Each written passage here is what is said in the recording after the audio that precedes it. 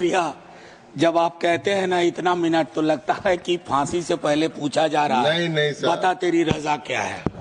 बहरहाल thank you honourable deputy chairman sir, vice chairman sir. दो तीन छोटी छोटी चीजें हैं, उसी को कहूंगा। ज्यादा खुशी इस बात की है कि आज मणिपुर को ये लग रहा होगा कि हमारे देश का हिस्सा है, यहाँ के संवाद से, यहाँ के विमर्श से। सर, एप्रोप्रिएशन का मामला है। मैं बजट के दौरान अक्सर एक बात कहता रहा हूं कि अपने देश में डायरेक्टिव प्रिंसिपल्स में आर्टिकल 39 सब क्लॉज सी है। आज हम सबको जरूरत है कि हमारा बजटरी प्रावधान, बजटरी प्रोविजंस उस लेंस से देखा जाए ताकि आय का संकेंद्रण न हो, आय का असमान वितरण न हो, और बाद में जब कोई राज्य सरकार पीकेटी को बुलाती है तो उस पर भी नाराज हो जाते हैं लोग। तो ये खैर अलग मसला है। सर, मैं दो तीन छोटी छोटी चीजें कहने से पूर्व सबसे पहले तो ये कहूं कि आज जो भी दो चार चीजें कहूंगा वह मणिपुर के अपने भाइयों बहनों, उनके मृतकों, विस्थापित लोगों को समर्पित है। आलोचना नहीं, शिकायत नहीं, मैं अपने संदर्भ में कुछ चीजों को रखूंगा।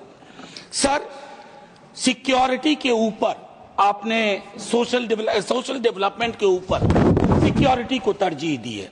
मैं सिक्योरिटी फिनोमेना को नजरअंदाज नहीं करना चाहता, लेकिन तह में अगर जाएं आप, ये मई 23 में क्यों शुरू हुआ? एक माननीय उच्च न्यायालय का निर्णय आया, हम उसका हम अवलोकन नहीं कर पाए कि इस निर्णय का अंजाम क्या होगा, जो लोग कहते हैं कि हमें अंदाजा ही नहीं था। दूसरा, ट्राइबल और रूरल डेवलपमेंट को लेकर के बहुत आशंकाएं हैं। उसमें भी एलोकेशन बहुत ही छोटा है compare to other heads. Disaster prone state है सर, हमारी सुलता जी कह रही थी स्ट्रेटेजिक इंपॉर्टेंस का स्टेट है, लेकिन डिजास्टर प्रोन भी है। वहां पर आपने 50 करोड़ रुपए मात्र एलोकेट किए हैं। ये it doesn't speak very good about us. और ट्रांसपेरेंसी, अकाउंटेबिलिटी पर कई चीजें मैं बाद में आऊंगा। एक आध मिनट अगर ज्यादा समय लूं, सर एक कोट करना चाहता हूं। जमीना बॉमन, जिगमन बॉमन की पार्टनर थी, होलोकॉस्ट सर्वाइवर थी। उन्होंने एक लाइन लिखी विंटर इन द मॉर्निंग में, the cruellest thing about cruelty is that it dehumanises its victims before it destroys them, and thus the hardest of the struggle is to remain human in inhuman condition. इसका तर्जुमा अगर अपने हिसाब से करूं, क्रूरता के साथ सबसे क्रूर चीज यह है कि अपने विक्टिम को खत्म करने के पूर्व उनकी मानवीय मूल्यों को विलग कर देती है। अतः इस तरह के माहौल में मानवीय संवेदना को बचा कर रखना सबसे महत्वपूर्ण है। सर, हम मानवीय संवेदना को मणिपुर के बरक्स बचा के नहीं रख पाए। जैसे कहते हैं ना, देखोगे तो हर मोड़ पे मिल जाएंगी लाशें, मगर इस शहर में तुम्हें कातिल ढूंढे से नहीं मिलेगा। मणिपुर में यही वाकया है सर। मैं एक बात कई दफा पार्लियामेंट के बाहर कह चुका हूं, आज यहां दोहरा रहा हूं। चुनाव के बाद ऐसा नहीं है कि विपक्ष का कोई अलग से प्रधानमंत्री होता है। देश का प्रधानमंत्री मेरा भी प्रधानमंत्री, तो किससे शिकायत करूंगा, किससे उम्मीद रखूंगा? और मैं आज भी कह रहा हूं कि अगर प्रधानमंत्री जी मणिपुर जाते तो स्थिति इतनी विस्फोटक नहीं होती। प्रधानमंत्री का पद और कद दोनों बड़ा होता है। आप मलहम लेके जाते, मलहम, आपकी मौजूदगी मलहम का काम करती है।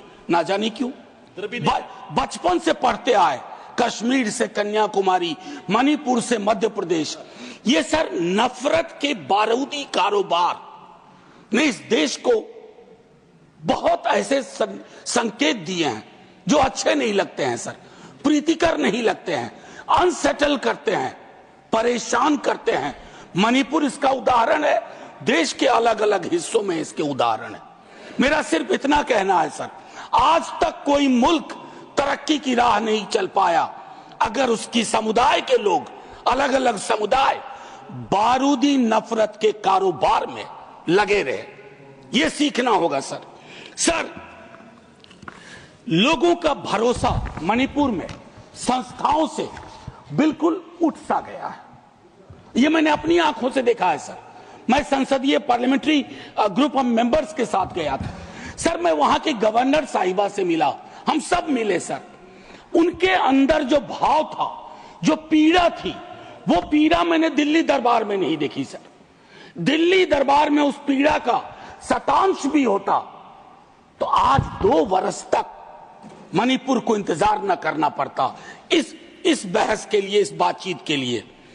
शायद आज उन्हें लग रहा हो, एक संदेश गया हो कि वो भी इस देश के हिस्सा है, क्योंकि काफी डिलेड रिस्पांस रहा हमारी ओर से। एक पीस पैनल बना, माननीय उपसभापति महोदय, बनने के काल से ही, निर्माण काल से ही वो कंट्रोवर्शियल रहा। उसके कंपोजिशन को लेकर के, उसमें जो अलग अलग सदस्य थे और उसमें जो भावनाएं थी लोगों की, लोगों ने कहा कि इस पैनल को, और वो पैनल एक भी दिन काम नहीं कर पाया। सर, कल्पना करिए माननीय उपसभापति महोदय, जलते हुए मणिपुर में, हिंसाग्रस्त मणिपुर में एक पैनल बना पीस का, और उस पीस पैनल की एक मीटिंग ना हो पाई हो। सर, आर्म्स टूटे गए। अभी हाल में लास्ट डेट 2 बार एक्सटेंड किया गया कि हथियार लोग लौटा दें। मुझे जानकारी नहीं है कितने हथियार लौट के आ गए और कितने नहीं आए। हमको लगता है कि संभवतः मंत्री जी अपने रिस्पांस में ये बताएं। लेकिन हथियारों के लौटने से महत्वपूर्ण सवाल यह है, समुदायों के बीच की खाई को पाटने के लिए हम क्या कर रहे हैं। सर, खाइयां यूं मैं नहीं कहूंगा कि आपके दल ने पैदा किए हैं। खाइयां रही हैं देश के अलग अलग हिस्सों में, लोगों के बीच में, इतिहास की समझ को लेकर के, वर्तमान की चुनौती को लेकर के। लेकिन सर, सुलह इस देश का डिफॉल्ट टेम्पलेट था। Peace building was the default template. हमने उस डिफॉल्ट टेम्पलेट को खारिज कर दिया है सर। क्षेत्रीय असंतुलन जो सामुदायिक असंतुलन में भी तब्दील होता है, और वो सारी चीजें, उस तरह के असंतुलन समुदायों के बीच की दूरी को और बढ़ा रहे हैं। मैं अंत में आपके माध्यम से सिर्फ ये आग्रह करूंगा माननीय उपसभापति महोदय, देश में पॉलिटिकल पार्टीज की आयु सीमित होती है, सरकारों की आयु सीमित होती है।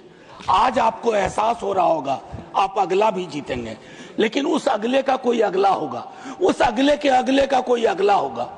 वहां जीत की गाड़ी रुकती है, इनकी रुक गई। मैं सिर्फ इतना कहूंगा कि देश का मिजाज, अगर देश में अलग अलग हिस्सों में मणिपुर जैसे हालात रहेंगे सर, तो हम $5 ट्रिलियन की इकोनॉमी किसके लिए बना रहे हैं? क्यों कोशिश कर रहे हैं $5 ट्रिलियन की इकोनॉमी? सिर्फ मेरा एक आग्रह और होगा कि मणिपुर को लेकर के अभी भी वक्त नहीं बीता है। ऑल पार्टी डेलीगेशन एक जाए अलग अलग इलाकों में, कुकी समुदाय हो, मैती समुदाय हो, उन्हें वहीं रहना है, मिलके रहना है। जैसे नॉर्थ इंडिया में जिन समुदायों के बीच में नफरत की फसल बोई जा रही है, कोई कहीं नहीं जा रहा, यहीं रहना है। तो यहीं अगर रहना है तो शांति से रहना होगा, न्यायप्रियता के साथ रहना होगा।